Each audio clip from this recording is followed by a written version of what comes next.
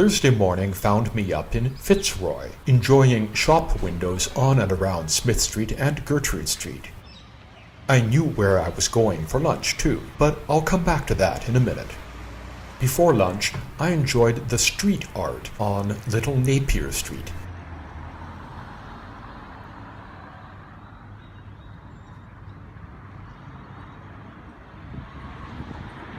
Especially on the side wall of the building where Charcoal Lane is situated, which describes itself as a Mission Australia social enterprise restaurant.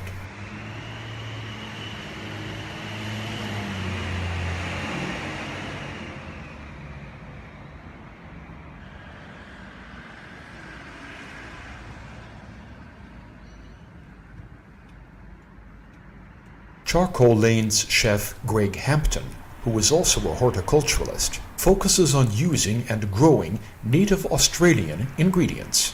I'd read about this in my Lonely Planet guide, and I was determined to see to it that I got to Charcoal Lane for a meal.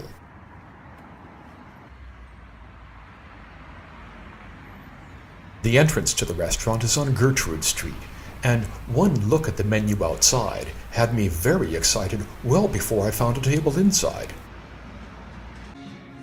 Lunchtime on that particular day was rather quiet, which was fine by me as I didn't have a reservation. The waiter did tell me that reservations were a must in the evenings, which seemed obvious to me in light of the imaginative menu, the quality of the food, the friendliness of the service, and the very comfortable vibe of the space. Making my lunch choices was hard. There's also a limit as to how much I can eat at lunch if I need to move afterwards. I finally settled on 2 starters and thought I would finish up with a dessert, skipping a main.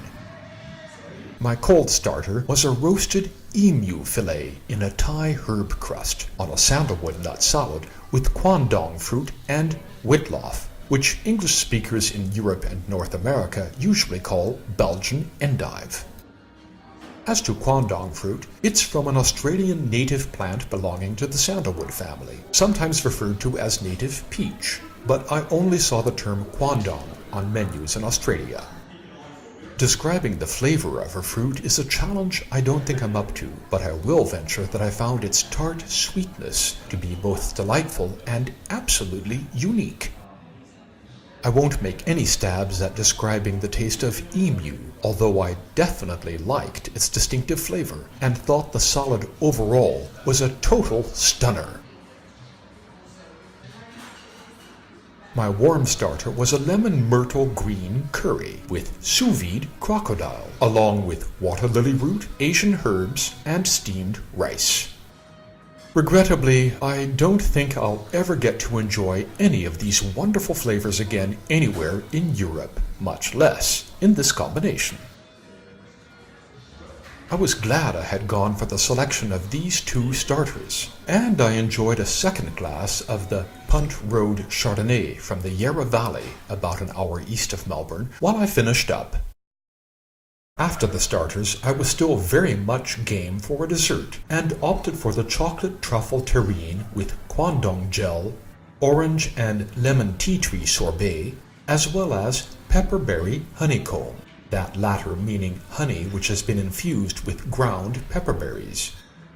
I forgot to inquire exactly what region these pepperberries came from. A truly memorable dessert, and lest I overlook the familiar ingredients of the chocolate truffle terrine, let me specify that it was exquisite as well.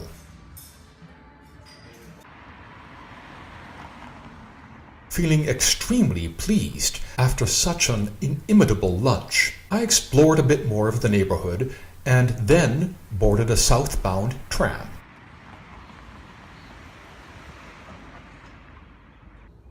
I needed a lot of walking before dinner, so I spent another few hours on the paths in the Royal Botanic Gardens in the afternoon.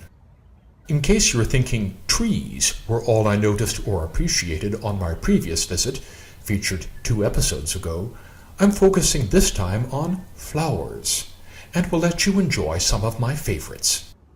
Let's say the color tones I filmed primarily ranged from pink to magenta. although there was some red in the mix. And some yellow-orange as well. I did of course see a few more trees I liked, even if perhaps the most remarkable aspect was when they had been planted and by whom.